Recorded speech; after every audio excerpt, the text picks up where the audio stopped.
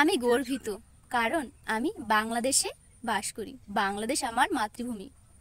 আমি আমার জীবনে কখনোই রাজনীতির সাথে জড়িত না। এমনকি আমার বাবাকেও দেখিনি রাজনীতির সাথে কখনো যুক্ত ছিলেন। কিন্তু আমি এই মানুষটাকে খুব শ্রদ্ধা করি, কারণ ইতিহাস পড়ে জেনেছি এই মানুষটির অবদান কী। এভাবে তাকে অপমান করাটা আমার মনে হয় ঠিক হয়নি, কারণ সে একসময় কি করেছে আমরা সবাই জানি। ঠিক আছে, রাজনৈতিক দ্বন্দ্ব সব দেশেই আছে। এভাবে কাউকে অপমান করাটা আমাদের ছাত্র সমাজের কলঙ্ক ছাড়া আর কিছুই না। আমাদের বড় বড় ভাইয়েরা, বড় বড় বোনেরা, ছোট ভাইয়েরা, ছোট বোনেরা সংগ্রাম করেছে দেশকে একটি শান্তির জায়গায় নিয়ে যেতে। এভাবে লুটপাট, এভাবে কাউকে অপমান করার জন্য নয়। প্লিজ আপনারা অন্তত আমাদের সেই ছাত্র সমাজদের অপমান করবেন না।